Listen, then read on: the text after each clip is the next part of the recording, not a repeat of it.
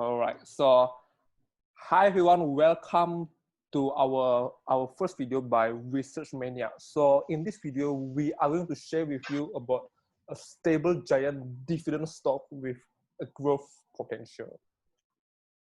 And okay, this video, this PPT is made by our group Research Maniac by Kevin, Scott, and Veronica. And why are we doing this? The first reason is because we believe that practice makes perfect, because we want to hone our skill in investing, and that is why we are doing this kind of research. And after that, we have to say, how about we share this to the public so we can add value. All right. So by the end of this video, if you think that we add value to you, do like comments so we can know. And this video is about Cisco. So Cisco is known by their router and switch. So what is router and switch about?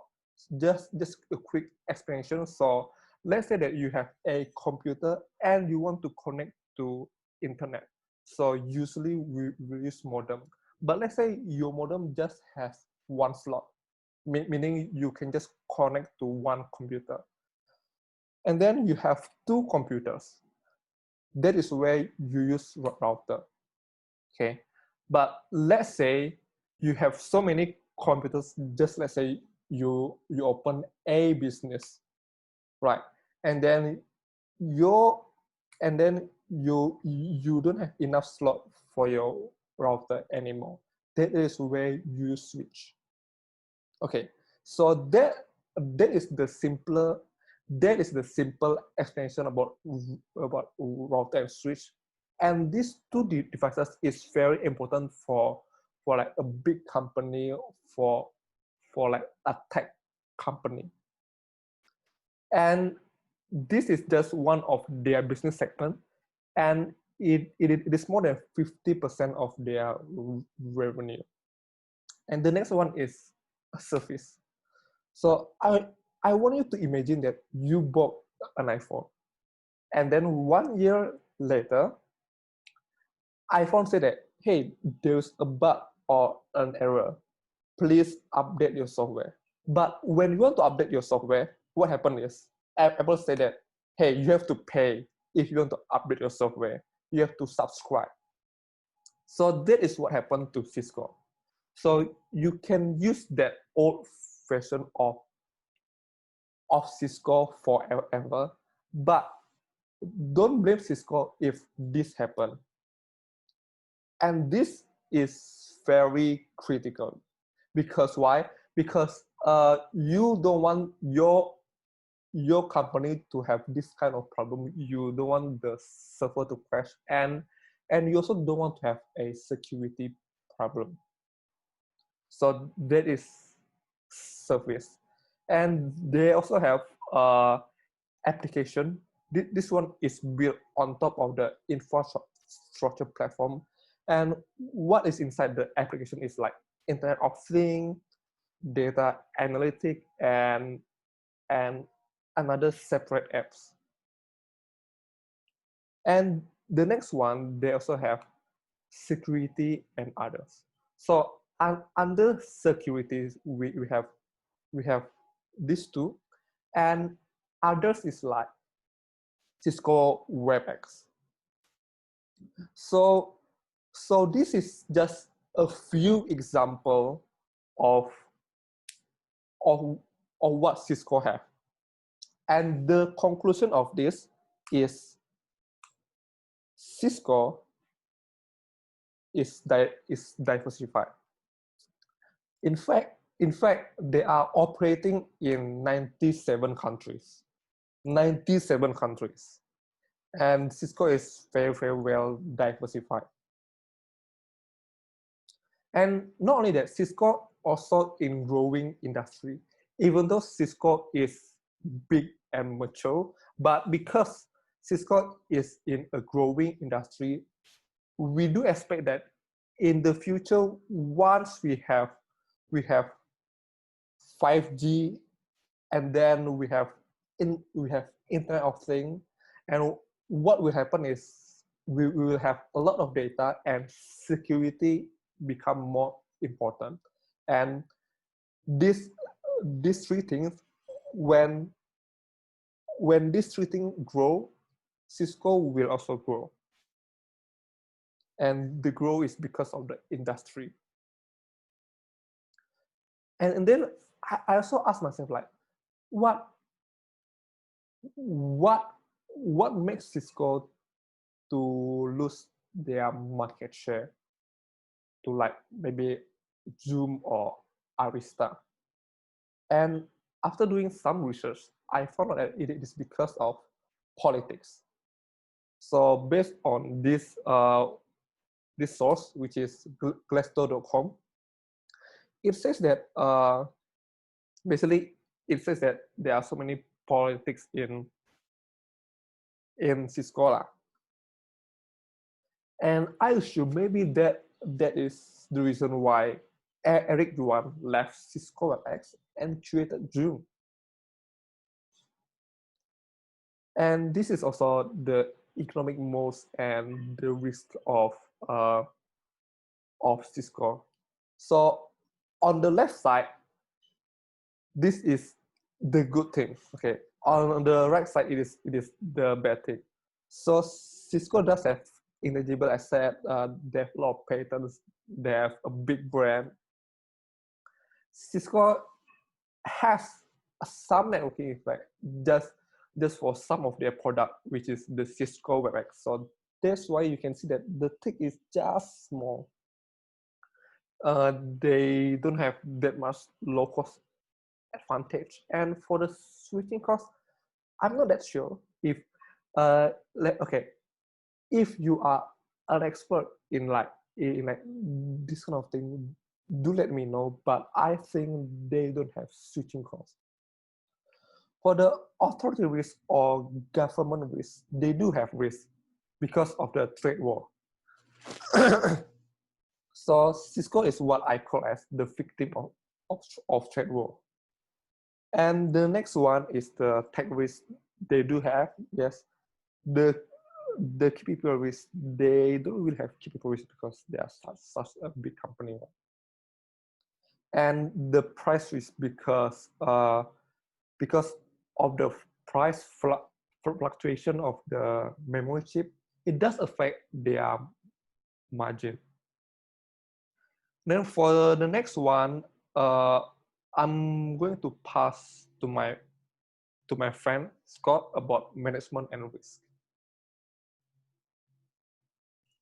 Okay. Hi everybody. This is Scott. Okay, your research guy for stocks. Okay, so how are we going to talk about it? We're going to talk about management and risk. Okay, but first we're going to talk about risk first. Risk, about Cisco. Now we heard all the good things about Cisco, right? Big company, very stable in the security and cloud space. Okay, sounds fantastic. These are booming industries. Okay, but what is the problem with Cisco? Well, they have so many competitors. In fact, when we research the number of competitors, this is just a handful of them. There are many, many more. Why? Because they are in so many different pies. Okay, they put their finger in so many different pies. They have a hit list of many, many small competitors trying to catch them and take their market share. All right, next slide.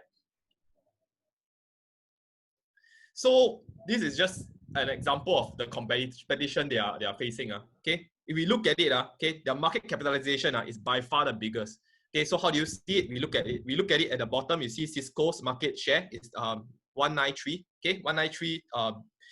Now compared to the rest of the market share, okay, Cisco can easily blanket all of them. All of them is not even close. Okay, Cisco is at least 10 times bigger than the next biggest one.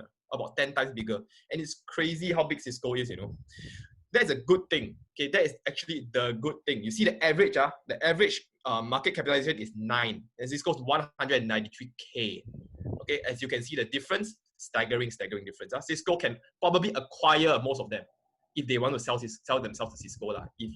But but that's the good thing. Okay, we're gonna talk about the not so good things now.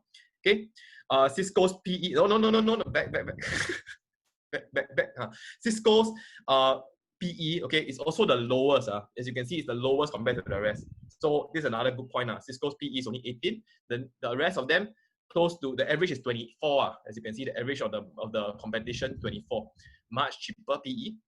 But when you look at the growth rate, Cisco grows at 2.1%. Okay, when the average is 11.5%, with Arista, okay, leading the highest at 32% growth rate. Cisco has a lower growth rate. So what does this mean? Okay, what does this mean? Cisco is a very, very, very strong size. Okay, it's huge. It can buy over all these companies, but it's growing at a lot slower pace. So it depends what you want. Okay, it's the investment for you. Depends whether are you looking for a stable company, because the rest of them, well, think the future may not be so certain, although they are growing fast. When small companies, they can grow fast, but when you go bigger, you get stability and dividends. All right, next slide. Another risk of Cisco is that because of their space, right, the way they are producing their products, they require a lot of R&D to fight with these little small companies. They have to respond to all kinds of emerging technology changes and trends. So if you fail to do so, we can expect very bad things to happen, right?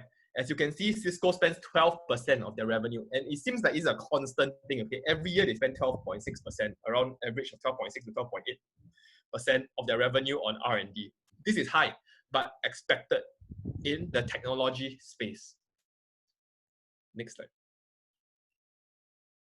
Okay, so one thing I talk about is the management. Okay, this one I think I'm quite happy about their management when I see their management process. It seems that 75% of executive compensation, as you can see from this chart here, this circle, okay, 75% of their compensation is in equity. This means the CEO, the directors, they are all very inclined to make the stock price go up. If the stock price drop, then of course they're going to be a lot poorer, right? Since 75% of their pay is in equity after all. Okay, and because of that, right, you can also see, okay, that Cisco has spent a lot of their cash, okay, a lot of their cash on either share repurchases and dividends. Okay, and as you can see, okay, the light blue line and the green line, wow, big portion of their cash, man. They are always spending a lot to ensure their shareholders are happy, and that's a good thing. You know, they are very in line to shareholder interest. Share repurchases have always been very high, as you can see in the next diagram. Okay, and the dividends paid per share has been increasing for the last 9 years. 9 years. This is a dividend stock right here. Okay, a very powerful dividend stock right here. With such a big size and a lot of cash, you can expect the dividend and share purchases to always be high, and they will take care of you. Next slide. Yeah, so this is a close-up of it. Okay, as mentioned, the green line and the blue line. Okay, you see the first one, very high dividends and share repurchases. Then share repurchase always very high. Okay, they always make sure you stay happy, and the dividend will always go up. Okay, likely go up for quite a while. Maybe now recently, maybe they'll cut a bit because of the COVID crisis. Maybe, I don't know. But in the future, I'm sure they will continue to raise dividends as well. All right, next slide. And then the director, this one very good. Okay, I tell you, they are always keeping their people. Okay, the people here are very loyal. As you can see, half of their directors have been here for more than 8 years. You know, these are the very old lao jiaos. You know, 8 years. At least 5 of them are 8 years and more. It means people intend to stay longer. But it's also a good thing. Actually, they also have a small turnover rate. When new people come in, especially from their competition, okay, new people come in, making sure that they know what the competition is doing. 5 directors are less than 0 to 7 years. Actually, 7 years is also very long. But I know at least 2 or 3 of them, they are extremely new. That means 2 to 1 year, less than 3 years. They come in, they tell you things about Juniper networks, they tell you things about all the competition, what they're doing, and then they keep them updated. The CEO has been here since 1997. He knows the entire Cisco. He probably toured the Cisco different departments many times already. 1997. Okay, they keep competent directors and attract talent from different competition. Next slide. Okay, so now I pass over back to Kevin. Yeah, thank you. Okay, thank you, Scott. So let's talk about the numbers now. Okay. The first thing about the numbers is the revenue itself. We can see that the revenue is increasing, but lately it is going down. There are two reasons. The first one is because of the trade war against Cisco is the victim of the trade war. And the second one is because of the coronavirus itself. And yes, Cisco does affected by the coronavirus. And this is their net income. This negative one because of tax. It is not that major thing because it is just like one time. And here's the question: will Cisco survive the COVID-19? The answer is most likely yes. Because why? Because they have a lot of cash in their hand, and on the other side, they also have 22 times interest coverage. That means they can cover their interest 22 times. So I don't see that Cisco have much problem in this short-term crisis. And another good thing about Cisco is they have 20% net margin, which is decent, and they have good return on equity too. Then for 9 years, Cisco never failed. First, to buy back their shares. On the last 2 years alone, they made over 30 billion stock repurchase. That's a lot. And that makes one share to worth more, which is a good thing for the shareholders. And the second thing is, then they never fail to increase dividends. You can see this one. They never fail to increase dividends, which is good for some people. Okay, so if you are a dividend investor, if you are an investor that looking for a stable company, dividend company, this is you, right? But if you are a growth investor, this would be you, and this is me, because to me personally, as a growth investor, I know that if Cisco put this money to R&D, they can grow more. They can kick out the small player. But based on these two, we know that Cisco is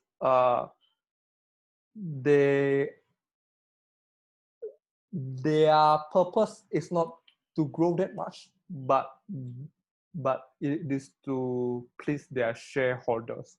So it depends on which one you are. So at the end of this video, what is the fair price to buy Cisco?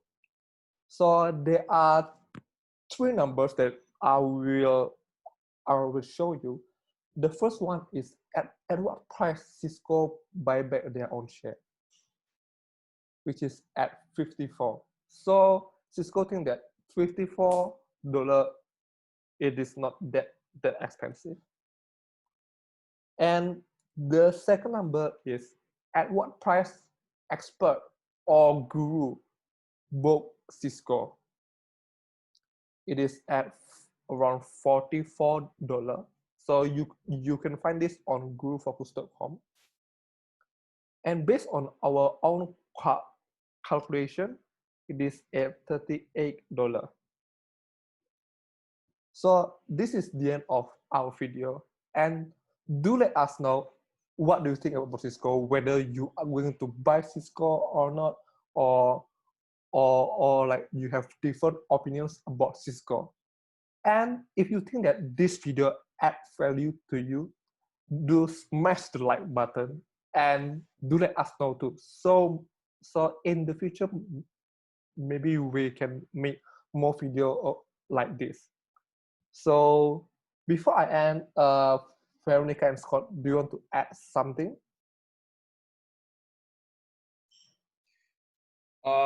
We hope you enjoyed the video as much as we enjoyed making it lah. Okay, but these are just our first video. Give chance a bit. Okay, but we want to add value to you guys. Since after all, it's been so long since I actually felt that there was a stock update, nice stock update in the chat. We also are research maniacs. We are three of us are actually winners of one of the research competition, the ultimate research team that Pete hosted last year or something. I can't remember. So we hope to give you some nice research products that you all can follow. Okay, if you all want to listen, you don't want to listen, never mind. I can just keep the video on. Okay, yeah. Okay, maybe Kevin, I want to add just a little bit regarding the valuation. Maybe for those who is wondering how come we take the growth rate of the 10%. So the 10% of the growth rate here, right, actually is our just like to be conservative, because like you know that like tech companies in the future, that a lot of tech companies actually is grow at more than 30%. But for the Cisco itself, right, it looks like they are not really have so much plan on the growth at the moment. So we just want to be like a more conservative and put the growth rate at 10%. So of course that this is not like a really fixed a value, but this is really is just on based on our projected view of the Cisco in the future. Okay. Yeah, maybe that's all. Thank you. Okay. Just a quick question to you guys, which is this: will you buy Cisco, Scott and Veronica? For me, right, personally, I will not buy Cisco because I am a growth investor. Unless Cisco is very cheap, maybe like $20. And how about you? For me, I will still consider to buy Cisco, because like in my portfolio itself, right, I won't put all growth companies. Meaning to say like because I still need some of the dividend companies that will give me some of the cash flow. The reason why, because like I want to be is more on a more diversified, not only in the growth companies, because it's like at the end of the day, just imagine like maybe when we in a this kind of situation that like during COVID-19 there is no income, there's nothing, right? So and the stock market drop a lot. At least for the some companies that they are still paying dividend, we can still have some cash flow for it, so that we are not if let's say we don't have any income, but our portfolio is still have some of the dividend company, we are not really forced to sell some of the stock at the lower price. That is my opinion about why I still want to collect some of the dividend company, not all the growth company. Okay. Maybe Scott? Yes. For me, if you go to $30, I'll buy. Basically, my strong belief is anything that is cheap enough is a buy. Okay, that's my strong belief. Cisco is no doubt a good company. It's just that okay, it is not a growth company, so I don't think it deserves a high valuation. All right. Okay. Thank you guys, and this is the end of our video. And again, if you enjoyed this video, do let us know, and see you in the next video. Bye bye. Bye bye.